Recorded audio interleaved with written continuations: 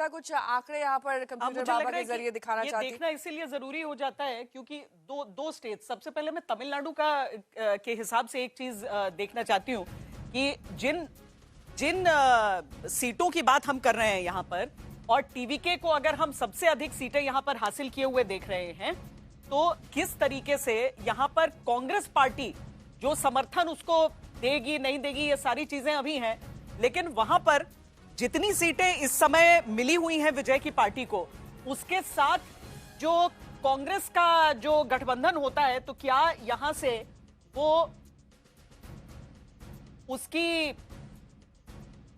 उसकी सीटें जो हैं वो पर्याप्त रहेंगी? कांग्रेस पार्टी को फिलहाल केवल 4 से 5 यानी कि 4 जिसमें से 3 वो जीत चुकी है, 1 पे उसकी बढ़त है, उसके साथ यहां पर स्थिति बनती हुई दिख नहीं रही है।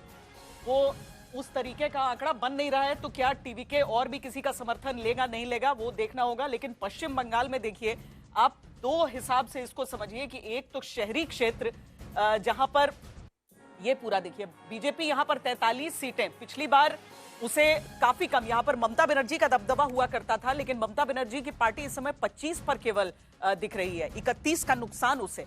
लेकिन सबसे अहम क्या हो जाता है, पश्चिम बंगाल जैसे राज्य में जब हम ग्रामीण क्षेत्रों को देखते हैं, दबदबा यहां पर रहा था ममता बनर्जी का, और यहीं पर पूरी तरीके से परिवर्तन, जहां पर बीजेपी 120 सीटों पर लीड इस समय कर रही है।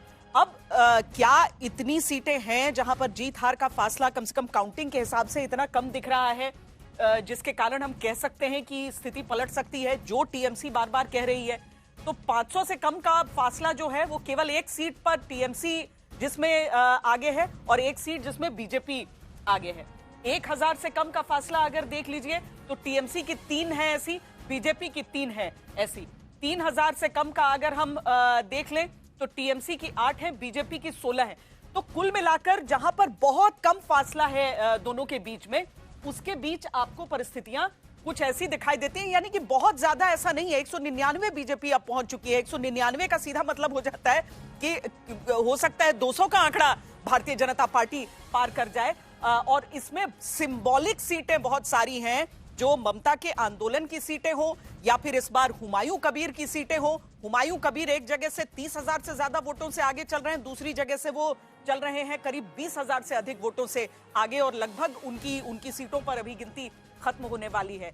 चिंगूर, भांगूर, नंदीग्राम आंदोलन की तीनों सीटें टीएमसी वहां पर पीछे चल रही है। भवानीपुर की जहां तक बात है, वहां पर फिलहाल ममता बनर्जी की लीड 7,000 वोटों की बरकरार है, और यही चीज संगीत रागी जी मुझे लगता है कि बीजेपी को भी आश्वस्त कर रही है। एक चीज और देखिएगा, जिसमें 11 राउंड 12 राउंड हुआ है, वहां भारतीय जनता पार्टी कंसोलिडेट कर रही है। जहां कम राउंड हुए हैं, अभी भी बहुत सारी ऐसी सीटें हैं, कम से कम 10-12 ऐसी सीटें हैं जहां 5 राउंड हुआ है या 4 राउंड हुआ है। पता नहीं क्यों वो इलेक्शन कमीशन के डेटा के अनुसार मैं बात कर रहा हूं, डिले के कारण है। 7 ऐसी सीटें हैं जहां जिसका हमें कोई खाका अभी नहीं मिल रहा है, यानी कि आप जो स्क्रीन पर भी दिखा रहे हैं वो पूरा नहीं दिखा रहे हैं। हाँ। और यहाँ पर भी जो मैं दिल्ली इलेक्शन कमीशन का भी जो डेटा देख रहा हूँ, उसमें भी वो टोटल 200 कितना है, 43 है ना, वो अभी 286 का टोटल वो दिखा 293 का नहीं मिल रहा है, 293 का टोटल नहीं है, 286 का ही आपको दिखाई दे रहे हैं, यानी 6-7 सीटों के बारे में अभी कहीं निकल करके नहीं आ रहा है। तो मोटा मोटी एक ट्रेंड जो दिखाई दिया वो कि जहां पर 11 राउंड 12 राउंड 13 राउंड हो चुका है, उसमें कम ऐसी सीटें हैं जहां मार्जिन 3,000 का 4,000 का रहा है, वहां मार्जिन काफी अच्छा खासे बढ़ गया है भारतीय जनता पार्टी। शशि जी, क्या वजह है इसकी? अभी तक कहीं पर भी मुझे ऐसा लगता है जहां भी बहुत ज्यादा कश्मकश होती है वहां थोड़ा स्लो हो जाता है मामला, क्योंकि लोग बहुत ज्यादा ऑब्जेक्शंस उठाते हैं, और जो पोलिंग बूथ पे अधिकारी भी होते हैं तैनात काम करने के लिए, वो भी बड़े फूंक के कदम रखते हैं। तो ऐसा होता है, ये कोई नई बात नहीं है। उस पर ममता बनर्जी के एलिगेशंस अलग आ गए हैं। ममता बनर्जी के एलिगेशंस अलग है, औरों के अलग। ममता जी का दावा तो ये है कि हाँ, अभी तो दावा उनका ये भी है कि सब डटे रहे, अंत में हम ही जीतेंगे।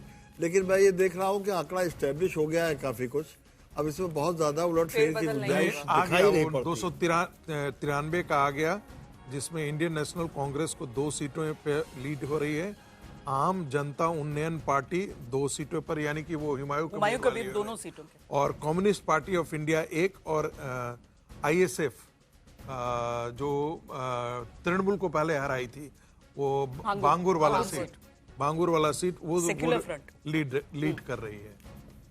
तो अगर ओवैसी के साथ ही चुनाव रहता और अलग ना होते तो ज्यादा फायदा रहता? मुझे लगता है कोई बहुत ज्यादा अंतर नहीं आना हुआ। ओवैसी की पार्टी को व्यक्ति का सपोर्ट, और मुझे आप कहेंगे ना 0.003% वोट मिला है ओवैसी की पार्टी को, तो आप सोच सकते हैं कि हुमायूं कबीर को पार्टी को समर्थन दे रहे थे। नहीं, समर्थन भी दे रहे हैं, और जहां पर बाबरी मस्जिद नाम की मस्जिद वो इस समय निर्माण करवा रहे हैं, वहां पर देश भर के अलग अलग हिस्सों से लोग आ रहे हैं वहां पर देखने के लिए कि कितना काम हुआ है। काफी डोनेशंस हुए, एक कथित स्टिंग ऑपरेशन हुआ, लेकिन उसका असर नहीं पड़ा। वो श्वेता, जितने लोग आ रहे हैं वो अल्टीमेटली भाजपा के ही वोट बढ़ा के जा रहे थे। तो भाजपा का, मैं तो टेम्पलेट की बात कह रहा था। देखिए, पहली बात यह कि इससे इनकार नहीं किया जा सकता कि इतनी बड़ी विक्ट्री कोई किसी एक नारे पर नहीं हो सकती। जनता के मन में परिवर्तन की अभिलाषा थी यकीनन तौर पर, लेकिन भारतीय जनता पार्टी हर चुनाव को आखिरी चुनाव समझ के लड़ती है और उन्होंने इसके लिए कोई कसर नहीं छोड़ी। आप जरा ये देखिए, मैं जो बात नहीं शशि जी, इसी चीज में मैं एक चीज ऐड भी करना चाहती हूँ, क्योंकि मैं सिंगूर, जो कि एक सीट जो ममता बनर्जी के आंदोलन का बचा रहा, बिल्कुल, वहां पर लोगों के मन में यह था कि इंडस्ट्रियलाइजेशन नहीं हुआ। बोले कि मैंने ज्यादातर लोगों से जो बात की वहां पे, उनके बच्चे बाहर नौकरी कर रहे थे, कुछ कलकत्ता में ही कर रहे थे, पर सिंगूर में वो कहते हैं कि हमारे घर पे भी रह सकता था, नहीं रह पाया क्योंकि फैक्ट्री यहां से चली गई। तो उस समय जो लोग आंदोलन का हिस्सा भी रहे, वो भी सोच रहे थे ऐसा कि शायद रोजगार जरूरी है अब। बट मैं एक बात बताऊं, 15 साल की, मैं एक अपनी बात पूरी कर लूं आशु। 15 साल का जो उनकी हुकूमत थी, उसमें उन्होंने अपने रीति नीति और चाल चलन में बहुत परिवर्तन नहीं किया। अगर वो उसे करती तो बहुत सी चीज़ों का फर्क पड़ता। लेकिन मैं एक परिवर्तन आकांक्षा बहुत जल्दी पैदा होने लगी है यदि आप हुकूमत पर लगातार जोर न दें और डिलीवरी न दिखाई पड़े। अब जैसे मैं आपको उदाहरण देता हूँ, उत्तर प्रदेश में मायावती ने एक सड़क बनाई, अखिलेश यादव आए, उन्होंने दूसरी बनाई। हम लोगों को एक एक्सप्रेस वे मिलना शुरू हुआ उत्तर प्रदेश में। अब उसके बाद इस सरकार ने आते ही इतनी तेजी से काम किया कि अब हमें, हमारे पास उत्तर प्रदेश वालों के पास गंगा एक्सप्रेस सबसे देश की सर्वाधिक एक्सप्रेसवेज हैं, सबसे ज़्यादा मेट्रो है, सबसे ज़्यादा स्टेशन एयरपोर्ट्स हैं और इंटरनेशनल एयरपोर्ट सबसे ज़्यादा हैं। 200 का आंकड़ा टच हो गया है, 200 का आंकड़ा टच हो गया है। रुझानों के मुताबिक बीजेपी को 200 सीटें पश्चिम बंगाल में मिलती हुई दिखाई दे रही, जबकि ममता बनर्जी की पार्टी टीएमसी को 87 सीटें, यानी कि 100 का आंकड़ा वो भी नहीं टच कर पाई है ममता बनर्जी।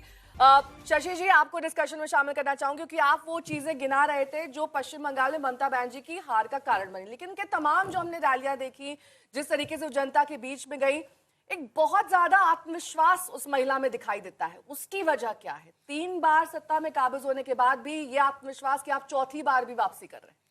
देखिए, ऐसा है कि वो इस देश की वो चुनिंदा पॉलिटिशियंस में हैं जो जमीन से बहुत ज्यादा जुड़े हुए हैं और वो भी चुनाव को उतनी ही गंभीरता से लेती हैं जितनी गंभीरता से भारतीय जनता पार्टी लेती है। आज भारतीय जनता पार्टी की यह जीत इसलिए ज्यादा बड़ी और ज्यादा महत्वपूर्ण है क्योंकि किसी को भी ये भरोसा नहीं हो रहा था कि ममता बनर्जी इस तरह उनके सामने कमजोर साबित होगी। और ममता बनर्जी को भी कहीं ना कहीं अंदाज था कि उनकी पार्टी की कलह और उनके कार्यकर्ताओं का अति उत्साह, जिसको दूसरे लोग गुंडागर्दी बोलते हैं, वो उनके लिए परेशानी का सबब बन सकता है। एक्चुअल रिजल्ट 200 के पार जाएगा आंकड़ा बीजेपी का, आपका आकलन क्या कहता है? मेरा आकलन, मैं इस पर भविष्यवाणी नहीं करूंगा, लेकिन ये तो साफ दिख रहा है कि भारतीय जनता पार्टी बहुमत जुटा ही लेगी, ऐसा लगता है। आशुतोष जी, मुझे याद आता है जब ममता बनर्जी 2011 में चुनाव जीत रही थी और वहां पर हमने जेल तक से कैदियों के जश्न की तस्वीरें देखी थी।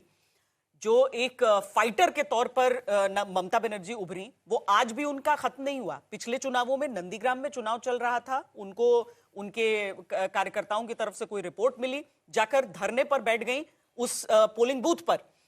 लेकिन एक तरफ राजनीति में आपकी लड़ाई करने की क्षमता, एक फाइटर की छवि होती है, दूसरी तरफ वो जनता भी होती है जो इसमें ड्रामा भी देखती है।